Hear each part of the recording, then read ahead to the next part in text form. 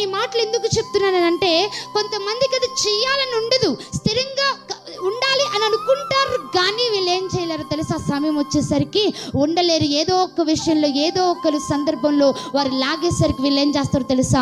పడిపోతూ ఉంటారు. అయితే వాక్యం ఏమంటుందనంటే, నీ వాక్యమును బట్టి నా అడుగులు స్థిరపరచు, నీ వెలుగును బట్టి నా అడుగులు స్థిరపరచు, నీ మాటలను బట్టి, జీవపు మాటలను బట్టి నా అడుగులు స్థిరపరచు ప్రభా. నేను పడిపోకున్నట్లు, నేను జారిపోకున్నట్లు, చూపులో కానీ, తలంపులో కానీ, మాటలో కానీ, నా యొక్క క్రియల్లో కానీ, ప్రవర్తనలో కానీ, ఏ విషయంలో కూడా నేను పడిపోకున్నట్లు, జారిపోకున్నట్లు నీ వాక్యమును బట్టి నా అడుగులు నీ మార్గంలో స్థిరపరచు. హల్లెలూయా, హల్లెలూయా. తద్వారా ఏ పాపమును నన్ను యాలనీయకము. నీ అడుగుల్లో, నీ యొక్క మార్గములో నా అడుగులు స్థిరపరచబడినట్లయితే ఏ పాపమును నా మీద యాలదు ప్రభువా.